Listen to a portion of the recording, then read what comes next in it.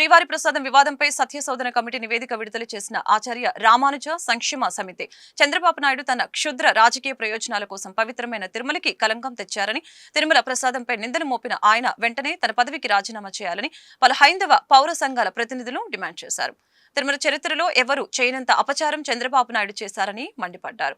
రాజకీయ స్వప్రయోజనాల కోసం అధికారాన్ని దుర్వినియోగపరిచారని ఆయన ఆరోపించారు. ఈ ఆరోపణలపై వారిని ప్రాసిక్యూట్ చేయవచ్చని తెలిపారు.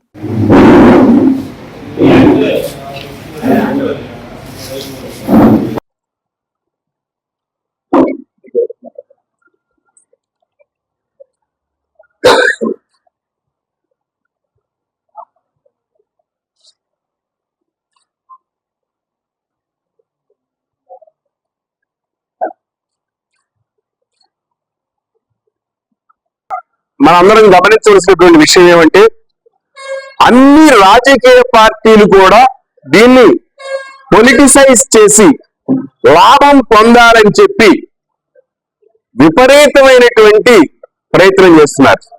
మీరు గమనించినట్లయితే అధికారంలో ఉన్నటువంటి తెలుగుదేశం చాలా చాలా దుర్మార్గంగా మాట్లాడుతా ఉంది. అదేవిధంగా ఉప ముఖ్యమంత్రి అంటే అజాగ్రస్తనం లాంటిది.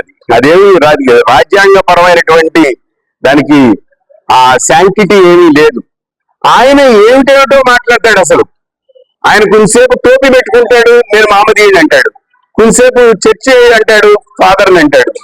కొంతసేపు నేను తెలంగాణలో ఎందుకు పుట్టలేదు, నాకు చాలా బాధగా ఉందంటాడు. ఇప్పుడేమో నేను దుర్లేస్తున్నాను, మొత్తం అంతా క్లీన్ చేస్తున్నాను అంటాడు. జరిగిపోయింది ఏదో తప్పు జరిగిపోయింది అంటున్నాడు. తప్పు జరిగిపోతే ఇంక వీళ్ళెందుకు, ఇంక విచారణలు ఎందుకు? దయచేసి ఆలోచన చేయండి. ఇంత దుర్మార్గంగా వాళ్ళిద్దరూ చేస్తా ఉంటే ఏ రాజకీయ పార్టీ కూడా తక్కువగా చేయలేదు. ఈవెన్ వైఎస్ఆర్ కాంగ్రెస్ పార్టీ వాళ్ళు ఉన్నప్పుడు వారు చేసిన దానికి అనుభవిస్తా ఉన్నారు.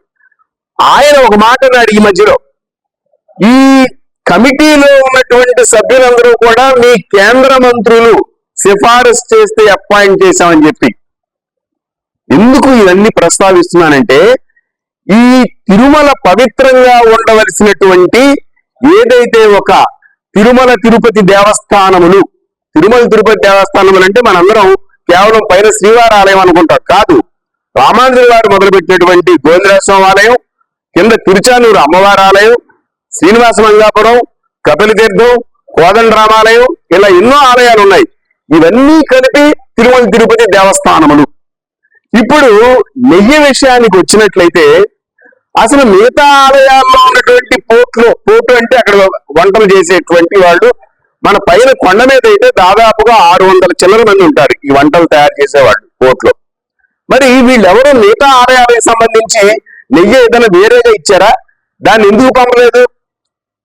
మనం దీన్ని ప్రారంభించినప్పటి నుంచి కూడా, అంటే ఈ వివాదాన్ని ప్రారంభించినప్పటి నుంచి కూడా ప్రభుత్వం తరఫున అనేక వైరుధ్యమైన ప్రకటనలు వెలువడుతున్నాయి.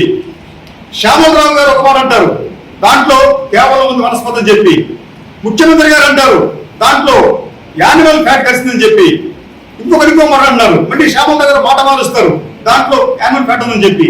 సరే, వీటన్నిటికీ కూడా ఒక సోర్స్ ఏమిటి, దానికి కారణం ఏమిటని చెప్పంటే, వారు చెప్పేది ఏంటంటే, తమిళనాడుకు చెందిన ఏఆర్ ఫుడ్స్ అనే సంస్థ కల్తీ చేసిన నెయ్యి సరఫరా చేసింది అని చెప్పనేది వారి అభియోగం. అయితే ఆ కల్తీ చేసిన నేతిని లడ్డూలో వాడారా లేదా అన్నది $1 మిలియన్ ప్రశ్న.